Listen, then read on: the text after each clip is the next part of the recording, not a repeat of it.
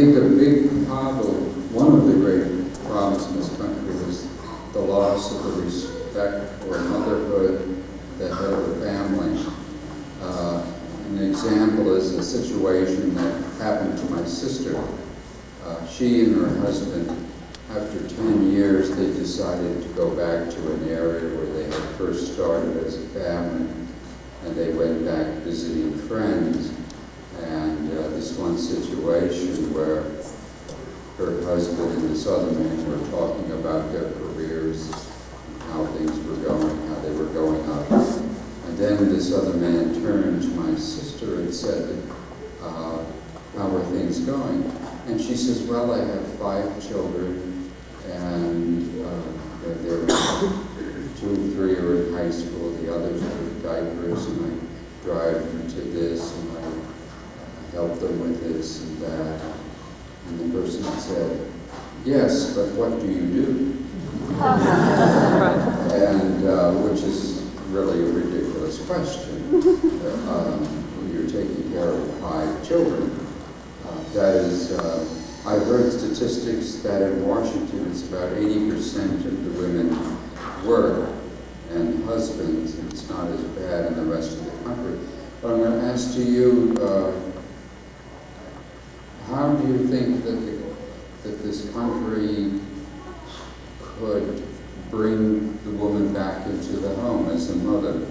Do you think that is one of the major problems, or do you think that can still be done, that both can work and still raise children?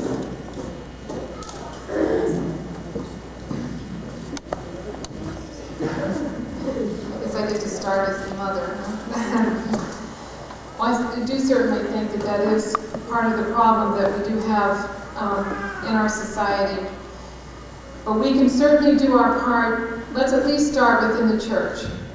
Our documents, Familiaris Consortio in particular, I mention that one because that's probably one I'm most familiar with, besides Humanae Vitae, really does explain about how, the ideal is for the husband to make a good wage, a just wage, so that he would be able to support the wife, so we can see the value of what she does in the home. It's really very beautifully written in that document.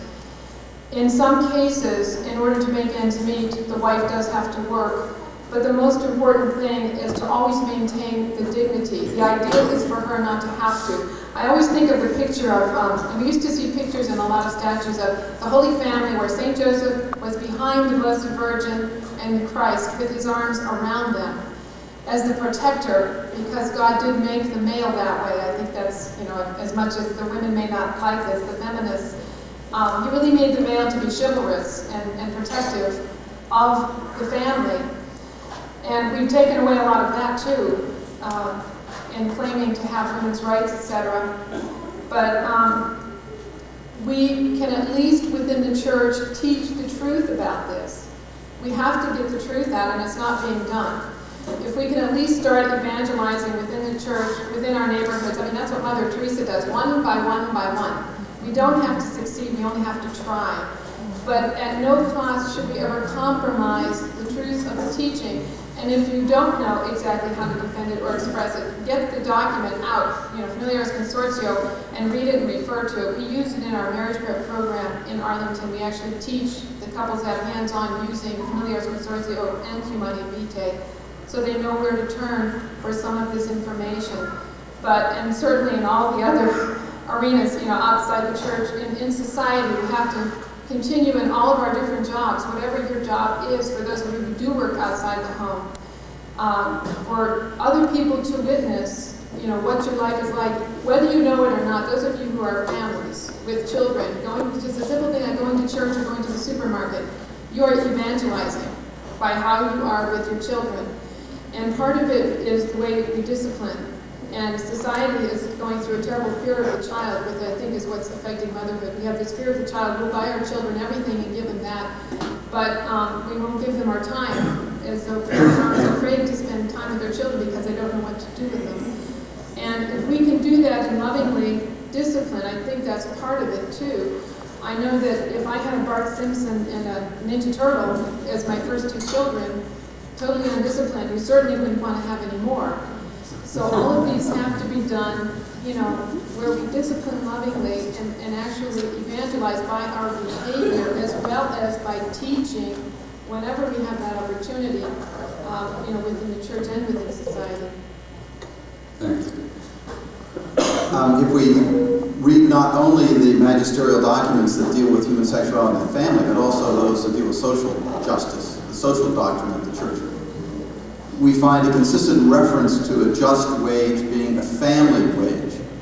In other words, that the principal wage earner of the family ought to be able to support the family, without the second one going out to work.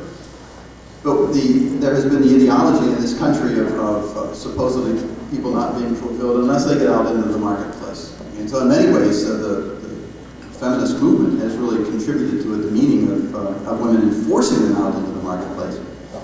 Because we know that according to the law of supply and demand, the greater supply you have, the less value you have. Okay, now if there are just men out there in the workplace, or let's say the fathers of families, and the supply is limited, the value is going to be greater, they're going to be making more money. But if you start flooding the market with women, according to the law of supply and demand, the labor will become less expensive. Okay? And so the man's making less and the woman's making less, and you're forced into having a two-wage earning family. Now that's what we have in this country today. So I mean, a lot of Catholic parents are forced into having their mother in the workplace just to make ends meet. But we have to see that this is fundamentally an unjust situation that obtains in this country today. The decree of the Second Vatican Council on the laity talks about the apostolate of like to like, and that's just what the Lairds have been talking about. It's primarily up to married couples to be giving the example and witness to married couples in this area that is going to make the great difference. And my wife, who is she's incredible, she's a saintly person, and it drives me to distraction sometimes because she always wants to make sure that the children are well dressed and that they have I mean, if we're going out to Mass, we're going to be late, and Joe comes down and he's got different colored socks on. She'll make him go back up and change the socks. I said, we're going to be late for Mass. She said, well, I don't care, he's not going out the door like that, Or my tie won't match my coat. She'll make me run up and change my tie. She's very careful about this. And in Philadelphia, there's the main line, which is where all the wealthy people live. And my wife shops the thrift shops along the main line. So she has all designer clothes for the children, and she gets $2 or $3 a piece. And they really look great. But we were moving one time, and there was a brunch being held, and for our leaving, and this woman came up to us and said to my wife, excuse me, we've never met. And my wife said, no, we haven't. She said, but I have to tell you what a wonderful blessing you've been to me. And my wife looked at her rather perplexed and said, well, what do you mean we've never even met? I know, she said, but we're members of the same parish. And she said, one day I discovered that I was pregnant with our third child. And she said, I didn't know what I was going to do. She said, I knew we couldn't afford another child. I didn't want to bear another child. I didn't want to raise another child. I was so depressed. I prayed about it every day, but the depression wouldn't leave me.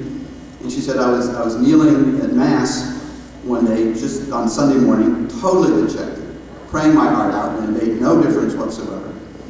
And she said, I looked up, and all of a sudden I saw this family traipsing down the center aisle.